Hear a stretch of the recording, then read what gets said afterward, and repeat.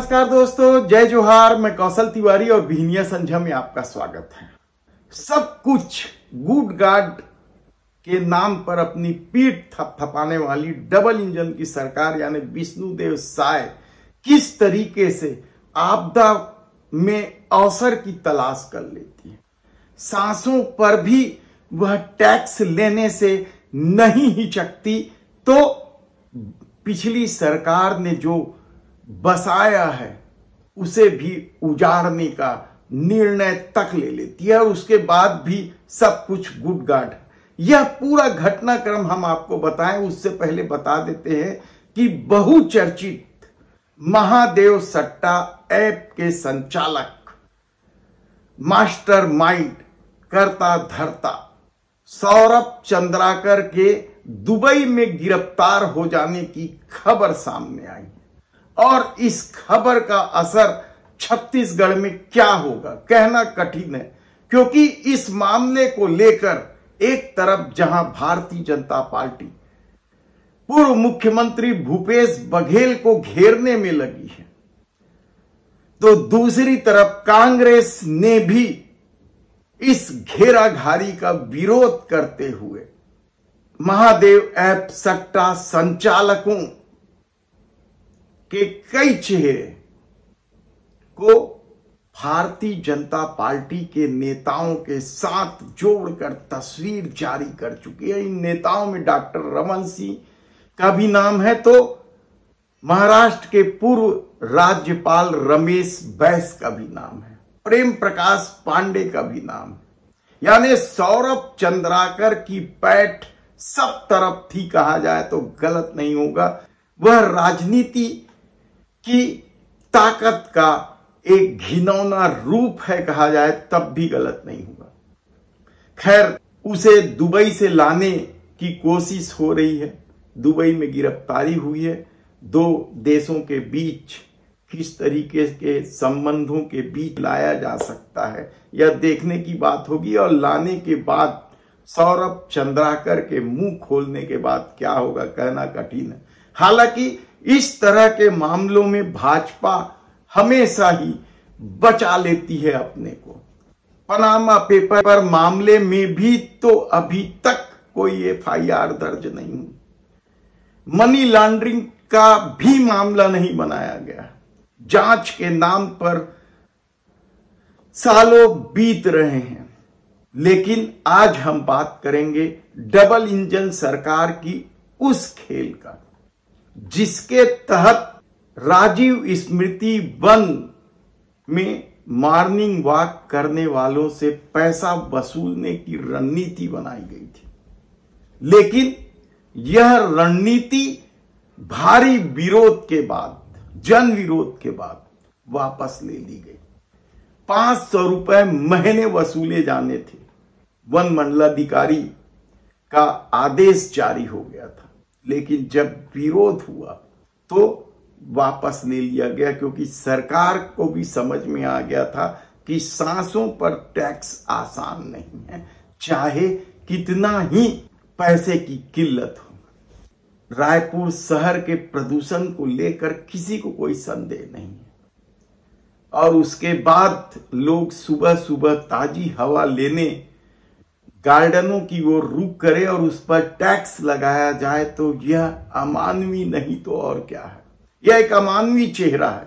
शायद हो सकता है कि एक प्रयोग करना चाहती हो राज्य सरकार एक गार्डन में यह लागू करके, उस गार्डन में जहां बहुत कम लोग जाते हैं, लेकिन उसे शायद इस बात की उम्मीद नहीं थी कि इतना बड़ा विरोध हो जाएगा। लेकिन दूसरी तरफ सरकार कई योजनाओं के नाम बदल दिए हैं और अपने पक्ष में कसीदे भी गढ़ रहे हैं कि क्यों नाम बदले।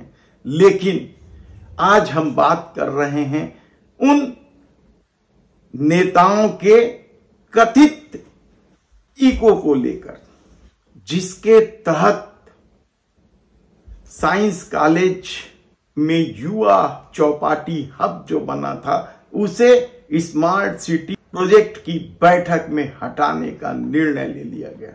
अभी वे लोग ठीक से बसे भी नहीं थे।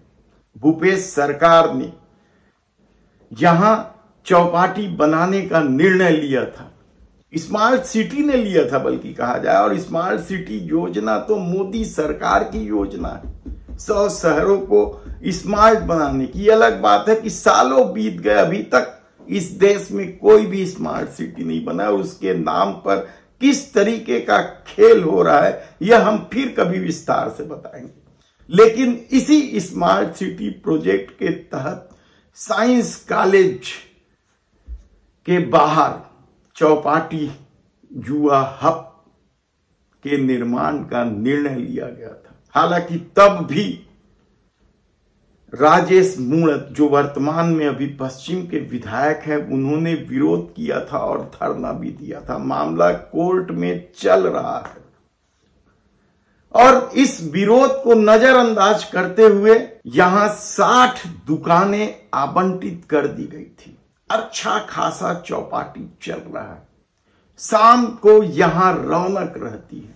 आसपास के लोगों के लिए यहां खाने पीने के कोई अच्छे साधन नहीं थे, क्योंकि बाकी सारे होटल या खाने पीने के जो महत्वपूर्ण ठिकाने हैं वह सब सिटी के बीच यानी शारदा चौक के बाद तक आना पड़ता। टाटीबंद, मोहबा बाजार, कबीर नगर, जो मध्य भारत की सबसे बड़ी कॉलोनी मानी जाती है, समता, चौबे कॉलोनी, दीनदयाल उपाध्याय नगर, सभी जगह के लोग इस साइंस कॉलेज चौपाटी में आ रहे थे।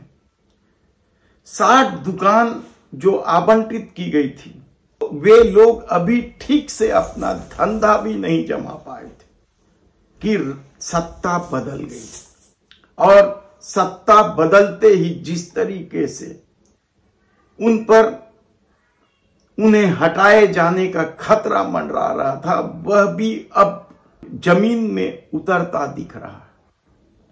कल जब बैठक हुई स्मार्ट सिटी प्रोजेक्ट के तहत, उसमें पश्चिम के विधायक राजेश मूणत भी पहुंचे, तो रायपुर के सांसद बृजमोहन अग्रवाल भी पहुंचे। दोनों सेठ के नाम से चर्चित है, एक मोहन सेठ के नाम से चर्चित है तो दूसरा मूणत सेठ के नाम से चर्चित है। और दोनों ही सेठों ने एक मत से इस चौपाटी को हटाने का निर्णय ले लिया है।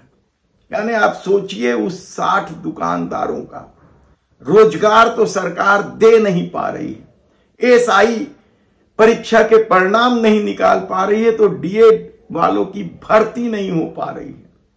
इसी तरीके से चाहे वन उपज का मामला हो, सीएसईबी का मामला हो, या कई विभाग आप गिन सकते हैं जहां बकायदा परीक्षा भी ली गई, इंटरव्यू भी हो गए कई जगह, और नौकरी नहीं दी जा रही है।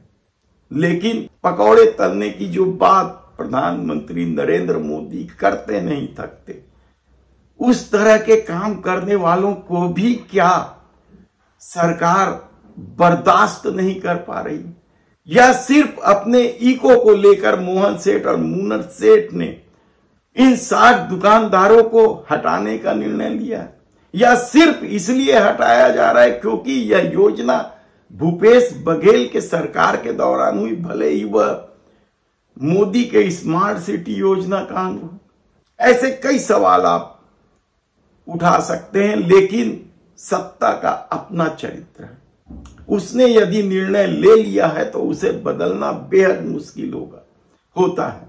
हालांकि जन समर्थन से कई निर्णय सरकार को वापस लेने पड़ते हैं, लेकिन यदि इको जुड़ा हो, यदि मान सम्मान के नजरिए से जोड़कर देखा जा रहा हो, तो फिर किसान आंदोलन की तरह आंदोलन लंबा खींच जाता है।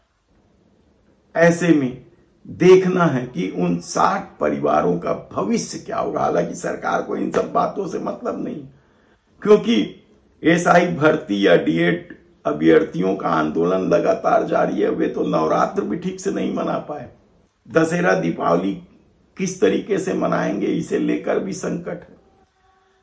अब डीएड अभ्यर्थी तो कल जब मुख्यमंत्री से मिलने पहुंचे तो उन्हें मिलने नहीं दिया गया, राज्यपाल से मिलने गए तो वहां से भी भगा दिया गया। थक हार कर वे लोग जल समाधि वाला आंदोलन जो होता है, पानी में आधे कमर तक डूबकर, उस तरह का भी आंदोलन कर रहे हैं। तब राजेश मूणत और बृजमोहन अग्रवाल की इस जुगलबंदी के साथ भूपेश सरकार की यह चौपाटी योजना और कितने दिन तक रहेगी देखना होगा। धन्यवाद।